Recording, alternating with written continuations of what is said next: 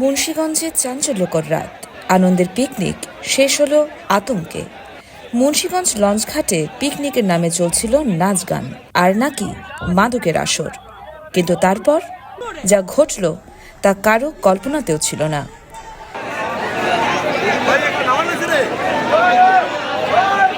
9 মে শুক্রবার রাত 8:30 MV captain নামের একটি পিকনিক লঞ্চ থামে মুন্সিগঞ্জ লঞ্চঘাটে।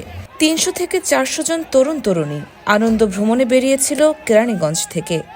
তবে অভিযোগ, এই আনন্দের আড়ালে চলছিল নাচ গান, উচ্চ শব্দে মিউজিক, এমনকি মাদক সেবনেরও অভিযোগ। ঠিক তখনই স্থানীয় ছাত্র জনতা ক্ষিপ্ত হয়ে ওঠে।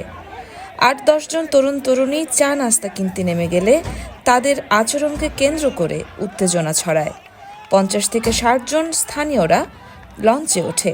শুরু হয় বাকবিতণ্ডা আর এক পর্যায়ে সহিংসতা। লাঠিসোঁটা হাতে তাণ্ডব চলে লঞ্চের ভেতরে। নারীদের টেনে এনে লঞ্চের সামনে প্রকাশ্যে মারধর করা হয়।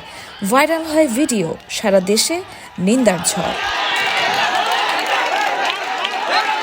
তো উৎসব জনতার যে পরিস্থিতি সামাল দেওয়ার জন্য আমি মেয়েরে ভাই হিসেবে 2-3টা বাড়ি দিই। দেওয়ার পরে বাড়িগুলো আমি দিই ওনার ভিতরে, যাতে ওদের ব্যাপার না লাগে। বাড়ি দেওয়ার পরে আমার বন্ধুরে বললাম যাদের কেবিনে নিয়ে সেভ কর। আমি 9টার মোবাইল ছাদে ছোট ছোট বাচ্চা আছে, মোবাইল মানিব্যাগ সব কিছু উদ্ধার করে দিয়েছিলাম। আমার মোটিভটা ছিল যাতে ওদের কোনো সেফলি ওরা এই জায়গাতে চলে যেতে পারে। খবর পেয়ে ঘটনাস্থলে পৌঁছে পুলিশ, নৌপুলিশ এবং সেনাবাহিনী পরিস্থিতি নিয়ন্ত্রণে আনেন তারা। তবে অভিযোগ উঠেছে পিকনিক যাত্রীদের মোবাইল, টাকা পয়সাও লুট করা হয়েছে। শনিবার দুপুরে এই ঘটনার সাথে জড়িত সন্দেহে বৈষম্য বিরোধী ছাত্র আন্দোলনের কর্মী নেহাল আহমেদ জিহাদকে আটক করে পুলিশ।